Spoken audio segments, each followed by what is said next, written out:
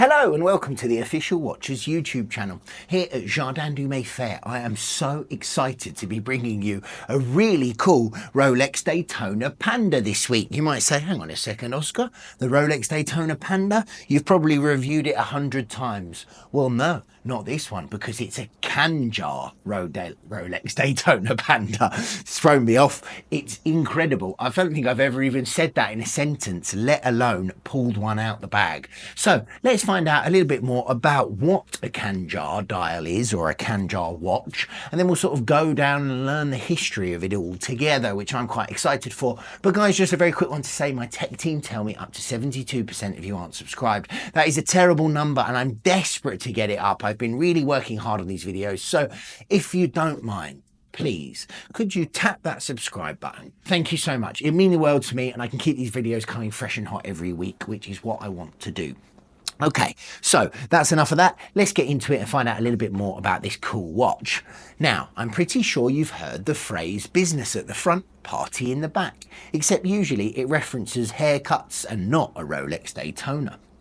This Panda Daytona reference 116500 is already known and loved. It's 904L stainless steel. It's 40mm in diameter. It's 46.3mm lug-to-lug width with 12.3mm thickness, a solid link Oyster bracelet, 100 meters water resistance, and it's running the venerable chronograph calibre 4130. So I won't go much further into the architecture because this is such a well-known watch that you guys could probably all recite its facts and figures, let alone me.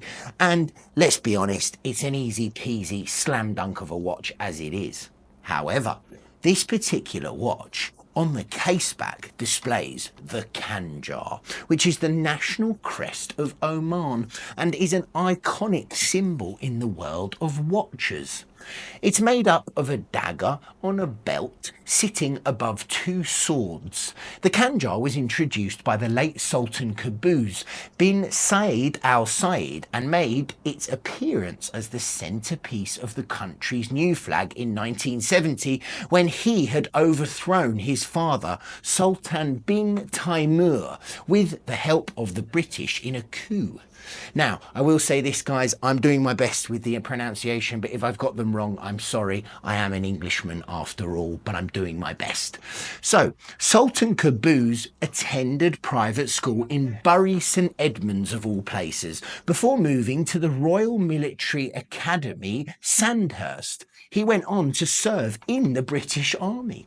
On his return to Oman, his father placed him under house arrest in 1966, where he remained until 1970 before overthrowing his father and exiling him to London. The coup was a pivotal moment in modern Omani history as Qaboos swiftly set in motion numerous wide-ranging modernisation reforms in the Sultanate, transforming Oman from an underdeveloped and isolated place with a lot of internal unrest into a country on par with many Western states in terms of political stability and economic development. Now, obviously, that is a very potted history, but one which highlights the link between Sultan Qaboos and the UK, particularly London, which was where he was introduced through friends to John Asprey of Asprey luxury goods fame.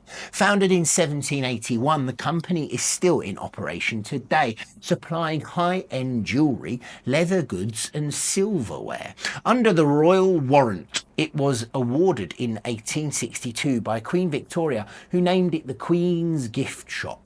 Asprey was and still is an emporium loved and well attended by both European and Middle Eastern royalty and dignitaries. It was through his relationship with John Asprey that Sultan Qaboos realised the power of crests, coats, arms, warrants and, above all, branding. It was this epiphany that led him to develop Oman's magisterial crest and, more to the point, use it as a powerful advertising tool by co-branding luxury goods with the Khanjar to spread recognition and credibility to the newly blossoming Oman. John Asprey was central to this, as it was the Asprey Association that gave Sultan Qaboos access to some of the most established brands in the world, including Rolex and Patek Philippe. As a byproduct of his relationship and friendship with Asprey, Sultan Qaboos became one of the most prolific watch collectors of the 20th century, who gifted many Khanjar signed watches to visitors, dignitaries, royalty diplomats, or even waiting staff to thank them for their service if he had enjoyed a particularly good meal. It was his way of showing generosity and appreciation while also raising positivity and awareness for his country. It was a perfect exercise in advertising. Most of the time it was Asprey, and in later years Omani retailers with permission of the government such as AD Kimji Ramdas, who applied the logo to watches as the retailer. It's worth noting at this point that the Khanjar is a protected emblem, and using it without express permission can result in imprisonment of 3 years.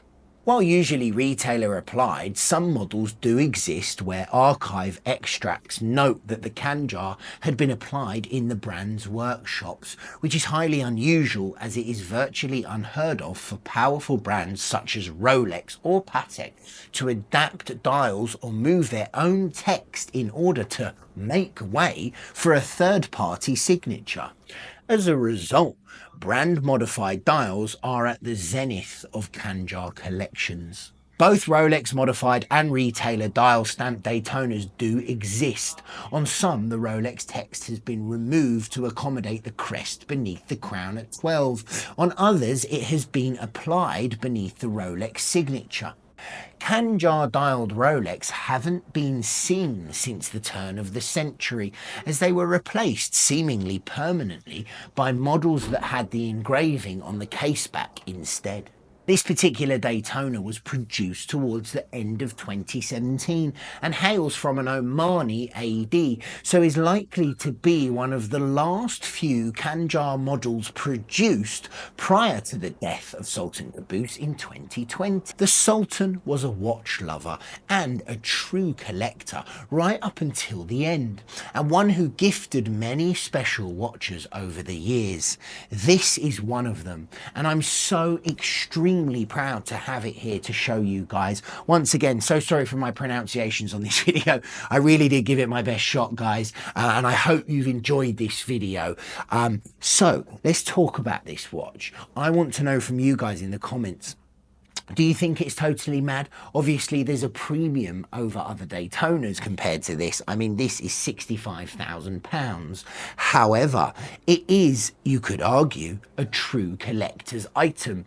I do believe that it would be probably pretty crazy to just wear it as a daily. I mean, at the end of the day, these are the kind of things that we expect to see in auctions someday.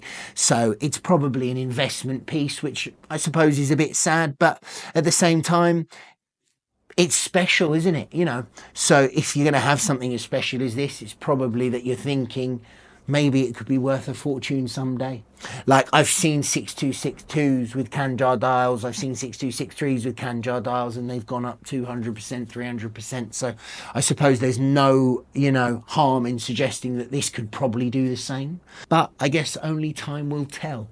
And I do think it's a genuinely cool thing to at least have one Khanjar in your collection if you've got a big collection, because obviously what we've just learned about where these things lie in the watch world is very interesting to me.